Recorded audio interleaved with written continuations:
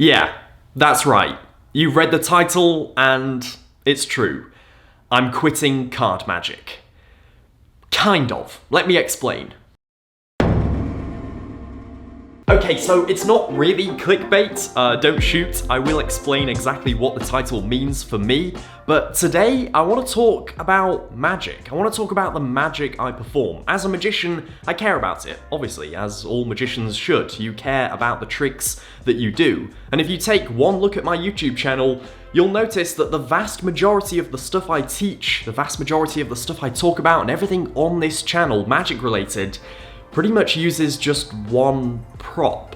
And this isn't to say that the only type of magic I perform is card magic. That's just not true. I perform magic with loads of different types of props, and that is something that I'm really proud of. The fact that I can perform magic in different situations, whether I have a deck of cards or not. And not just that, but when you're performing magic to a spectator, you don't want to constantly be using the same prop. Certainly not for me, and again, everything I'm saying in this video is just my opinion. If you're a card magician and you specialize in card magic, I think that's brilliant. I think having a speciality and something that you dedicate yourself to fully is brilliant. And I'm honestly jealous of the people that just want to perform card magic.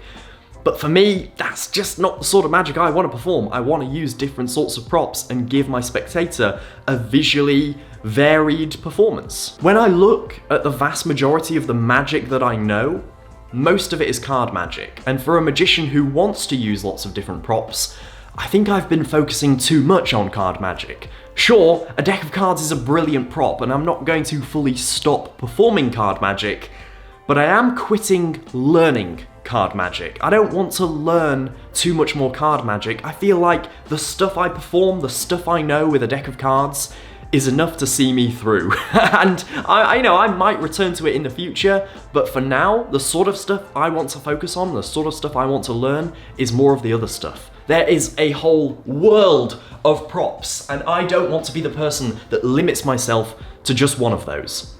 And also, is a deck of cards actually a good prop? This is something else that I've been talking to a few magicians about and I've been doubting myself.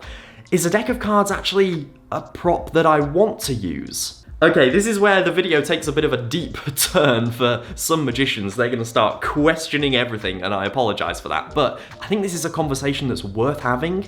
Is a deck of cards actually a good prop? I've spoken about on the channel here before that I don't like performing tricks where the prop looks like it could have come from a magic shop, right? The sponge balls, the cups and balls, they're very magician-y things. No ordinary people use sponge balls and cups and balls in their everyday life, so when a magician uses it, it's kind of like, oh, okay, that's just a magician's prop. If magicians could actually do magic, they wouldn't need these specialized things that only magicians ever use. They would use the things that everyone uses, just ordinary objects, and do the impossible with it. For me, that's a lot more impressive than, here is my strange wooden contraption box that you've never seen anything like before, but trust me, it's completely ordinary.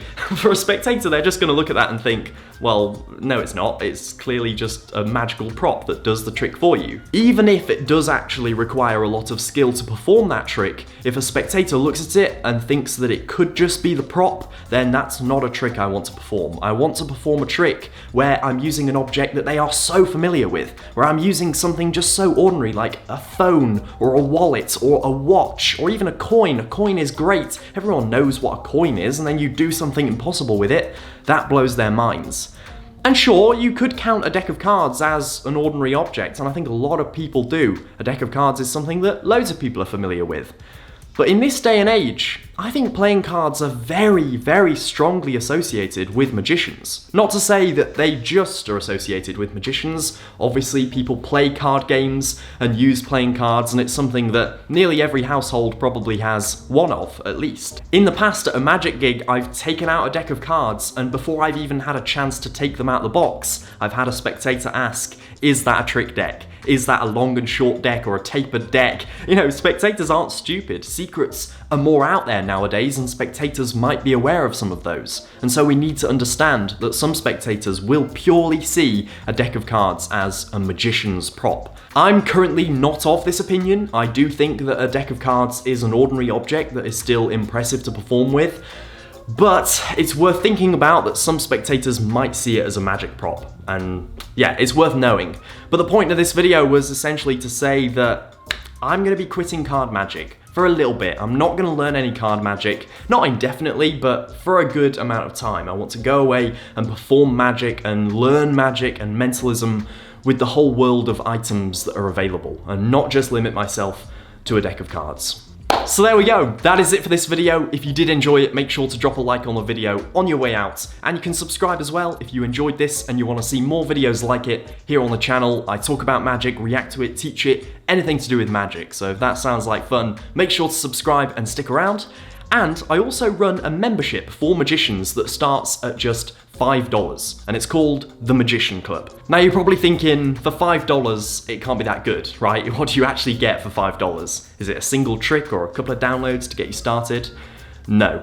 For $5, you get the key to a library filled with magic. A constantly updated feed of tutorials, masterclasses, lectures, some of them more than an hour long. The most recent item is my masterclass on the pass. It's a 39-minute in-depth breakdown of one of the most influential sleight of hand moves. It's something I've always wanted to teach, so if you want to learn the pass from me, make sure to click the link in the description, sign up today for $5, and not only do you get that masterclass, but you get the more than 70 other tutorials and masterclasses. There are so many things in the Magician Club. You can cancel anytime, there's no commitment, it is entirely up to you. We are currently at an all-time high with membership. The Magician Club is just growing and expanding into something I am so proud of. So thank you to everyone that has joined, and if you haven't yet, the link is in the description. All right, I think that's everything. I will see you in the next video.